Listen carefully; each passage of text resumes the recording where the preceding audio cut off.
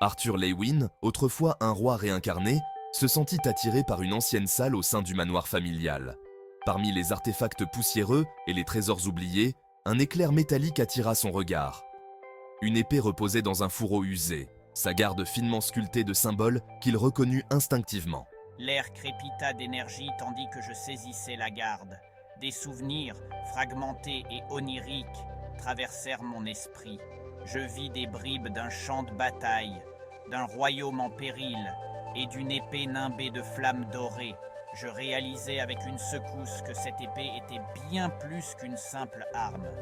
Elle était l'incarnation de ma vie passée, de mon pouvoir et de ma responsabilité. Ce n'était pas une épée ordinaire, c'était son héritage, c'était l'arme d'un roi. En tirant la lame de son fourreau, Arthur sentit une vague de puissance le parcourir. L'épée vibrait d'une énergie qui résonnait au plus profond de ses os, une sensation à la fois familière et bouleversante. Je m'entraînais avec l'épée, chaque mouvement empreint d'une grâce et d'une puissance que je n'avais jamais ressentie auparavant. Elle se déplaçait comme si elle était le prolongement de ma propre volonté, son poids parfaitement équilibré, son tranchant incroyablement aiguisé. Pourtant, à chaque mouvement, une profonde tristesse pesait sur moi. Les souvenirs qui traversaient mon esprit, bien que fragmentés, laissaient entrevoir un passé empli de pertes et de sacrifices. L'épée était puissante, mais elle était aussi un rappel constant du royaume qu'il avait perdu, du peuple qu'il n'avait pas réussi à protéger. Le lien d'Arthur avec sa compagne, Sylvie, allait bien au-delà de l'amitié. C'était une créature mystique, un vestige de sa vie passée, liée à lui par une magie ancienne et une loyauté indéfectible. Alors qu'il s'entraînait, Sylvie observait avec un mélange de fierté et d'inquiétude dans ses yeux saphirs.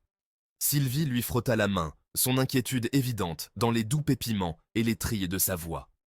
Elle aurait aimé pouvoir alléger son fardeau, lui rappeler qu'il n'était pas seul. Leur lien était une source de réconfort pour moi. Un rappel que même dans cette nouvelle vie, j'avais quelqu'un qui se souciait de moi inconditionnellement. Pendant ce temps, Tessia, l'amie la plus proche et la confidente d'Arthur, était aux prises avec un tourbillon d'émotions. Voir Arthur manier l'épée antique avait déclenché en elle une jalousie qu'elle ne comprenait pas vraiment. Je m'entraînais à ses côtés, mes propres compétences affûtées par des années de dévouement. Mais je n'arrivais pas à me débarrasser du sentiment d'inadéquation qui me rongeait. La peur d'être laissée pour compte, de devenir insignifiante face au destin d'Arthur, projetait une ombre sur mes pensées. Elle aspirait à comprendre le fardeau qu'il portait, à partager le poids de son passé.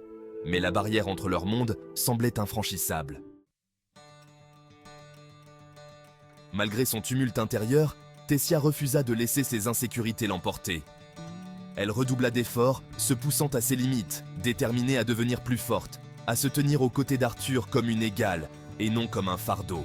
Je jure de le protéger, d'être son roc face aux défis qui nous attendent. Un soir, alors qu'il s'entraînait sous la lumière déclinante du soleil couchant, Tessia confia ses peurs à Arthur. Arthur, j'ai peur. Et si je ne suis pas assez forte pour rester à tes côtés? Tessia, tu es irremplaçable. Notre lien transcende tout pouvoir ou destin. Sa réponse fut immédiate et sincère, lui assurant qu'elle était irremplaçable, que leur lien transcendait tout pouvoir ou destin. Je réalise maintenant que notre amitié est une force, pas une faiblesse. Ensemble, nous pouvons faire face à n'importe quel défi. Elle réalisa alors que leur amitié était une force et non une faiblesse. Ensemble, ils pourraient affronter n'importe quel défi. Alors que les jours se transformaient en semaines, Arthur continua à s'entraîner avec l'épée, perçant ses secrets un à un. Il découvrit que les runes gravées sur sa lame n'étaient pas que décoratives, elles étaient des conduits pour sa propre magie innée, amplifiant ses capacités à un degré étonnant. L'épée vibre de puissance, répondant à ma volonté avec une grâce presque consciente. Une nuit, sous un ciel embrasé d'étoiles, l'épée pulsa d'une lueur éthérée, baignant le terrain d'entraînement d'une lumière surnaturelle. Guidé par l'instinct et les souvenirs murmurés de ma vie passée, je canalise mon mana dans la lame. Les runes s'embrasèrent, et l'épée explosa dans un jaillissement de flammes dorées, reflétant les flammes mêmes qui avaient consumé son passé. Au cœur des flammes, Arthur ne ressentit pas la peur, mais un sentiment de justesse, de retour aux sources. La vie, cependant, ne se résumait pas à l'entraînement et aux anciennes prophéties. La famille d'Arthur, inconsciente de la véritable nature de son héritage, cherchait à célébrer son anniversaire prochain avec sa chaleur et son affection habituelle. Joyeux anniversaire, Arthur. Nous avons quelque chose de spécial pour toi. Des cadeaux furent échangés, des rires remplirent les couloirs du manoir, et pendant un bref instant, le poids du destin sembla se lever des épaules d'Arthur. Ellie, ce portrait est magnifique. Merci. Sa jeune sœur, Ellie, lui offrit un portrait d'Arthur et Sylvie qu'elle avait dessiné à la main, ses traits enfantins capturant l'essence de leur lien. Et de ma part, Arthur, un jeu de couteau de lancer, forgé avec le même soin et la même précision que les armes légendaires de ton passé. Son père, un aventurier renommé à part entière, lui offrit un jeu de couteau de lancer, forgé avec le même soin et la même précision que les armes légendaires de son passé. Je ne suis pas qu'un roi. Je suis un fils, un frère, et j'ai une famille qui me chérit. C'était un rappel qu'il n'était pas seulement la réincarnation d'un roi. Il était un fils, un frère, un jeune homme avec des êtres chers qui le chérissaient. La dichotomie du pouvoir, la lutte intérieure d'Arthur et la détermination de Tessia. Pourtant, même au milieu de la joie familiale, Arthur ne pouvait échapper à l'ombre de son passé. L'épée, une présence constante à mes côtés, me rappelait cruellement la responsabilité que je portais, le pouvoir que je luttais pour contrôler. Il était tiraillé entre la vie qu'il chérissait et le destin qu'il appelait, l'innocence insouciante de la jeunesse et le poids du fardeau d'un roi. Je peux sentir sa lutte intérieure. Je sais que je ne peux pas effacer son passé ni alléger ses fardeaux, mais je peux lui offrir mon soutien indéfectible. Elle prit la résolution de s'entraîner davantage, de repousser ses limites, non par jalousie, mais par désir de se tenir à ses côtés, d'affronter l'inconnu ensemble, en égaux. Un destin partagé, affronter l'inconnu, ensemble. Alors que les jours raccourcissaient et que l'air devenait vif à l'approche de l'hiver, Arthur et Tessia intensifièrent leur entraînement. Nous nous sommes entraînés sous l'œil attentif de nos instructeurs, nos mouvements affûtés à la perfection, notre travail d'équipe devenant aussi fluide et instinctif que la respiration. Ils se sont poussés mutuellement à leurs limites, leur détermination commune forgeant un lien plus fort que n'importe quelle magie. Nous savions que notre monde était au bord du changement, que la paix dont nous jouissions était fragile et éphémère.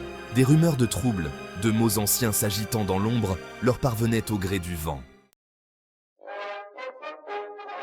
Le poids de la responsabilité, se préparer aux épreuves à venir. Arthur, guidé par les souvenirs fragmentés de sa vie passée, comprit la gravité de la menace qui se profilait. Je sais que je ne peux pas fuir ma responsabilité, que le sort de mes proches, de mon royaume, repose sur mes épaules. Le poids de cette connaissance était immense, mais il refusa de se laisser abattre. Je me suis entraîné avec un regain de détermination, maîtrisant le pouvoir de l'épée, perfectionnant mes compétences, me préparant aux épreuves qui m'attendaient.